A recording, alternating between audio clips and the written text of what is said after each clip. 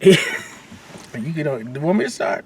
80 for Brady. Game's about to start. Oh, there's Tom. Oh, what a beautiful man. I like Gronkowski. We know, Trish. We've all read your Gronk erotica. It's not erotica. It's fan fiction. I don't want to watch this dude. This dude I don't want to watch was 80 like for Brady. encouraging. He asked which movie should we watch? And I was like, 80s for Brady all the way. I was dying. And I saw the trailer for 80 for Brady. I was like, this is the one. Oh yeah, he was in the hospital.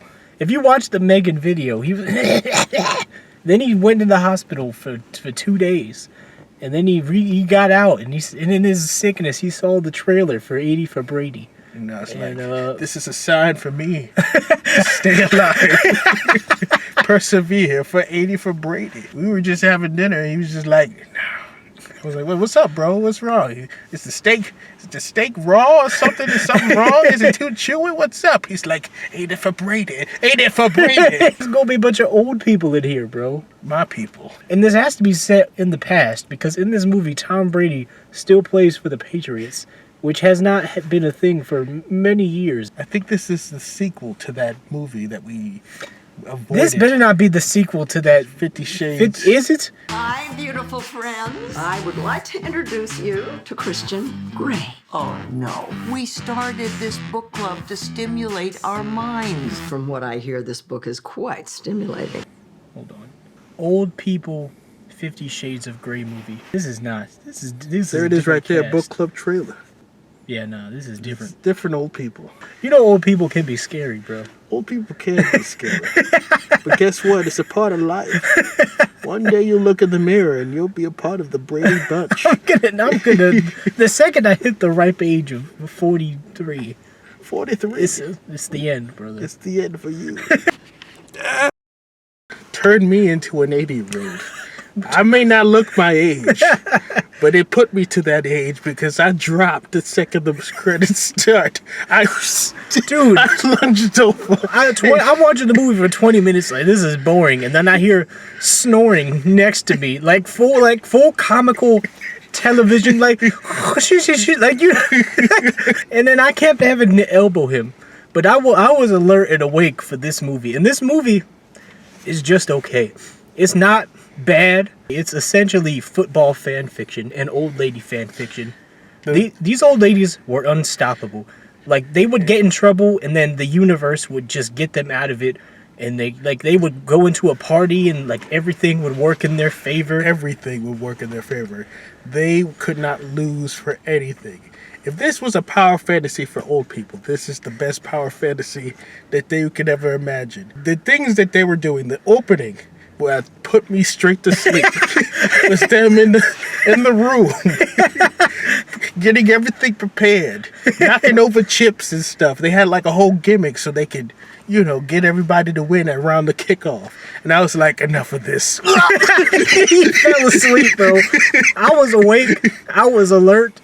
The theater was packed to the brim. He's nudging me and waking me up, and like I'm starting. You know how when you just going to sleep and you're getting into dream sequences. This movie, it wasn't bad. Like, honestly, if I were to if Rotten Tomato esque rating, I'd give this like a 50 to 60, maybe a 65 even. I would give this a solid 50. This is the type of movie you could watch when there's nothing else to do and you're killing time.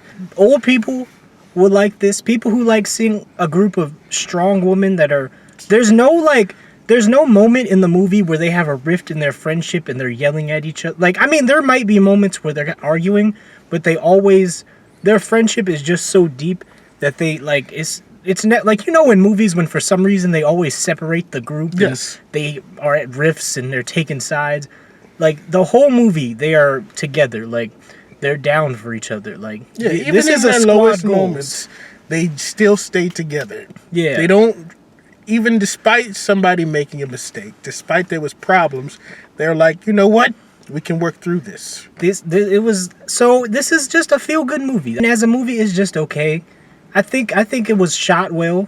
It has a lot of, like, cameos. Guy Fieri is in there. Like, oh yeah. Either washed up comedians or just comedians that you're like, oh, it's that guy. They rewrote history. This is old football / old people fan fiction. This is Tom Brady X Reader. This rewrote history that I don't want to spoil it, but like, let's just say these old people were responsible for a lot more than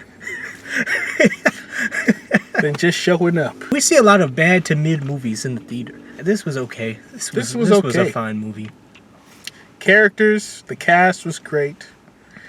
Guy Fieri was a star. was the highlight of the movie. It was almost weird. It's like everybody else in the world who normally could overpower an old person easily somehow lost the strength of the will.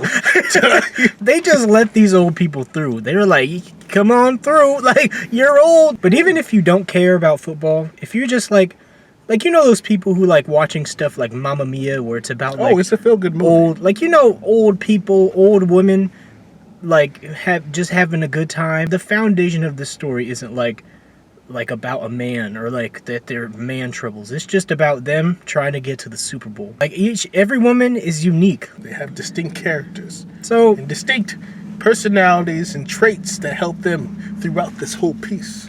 but This whole picture. but this movie is still cringe though. Yes. This movie still brought me to sleep. This movie is cringe, but I feel like people would like, if you're into this type of movie, it's a movie you would like. It's a fire movie. Old people stay winning.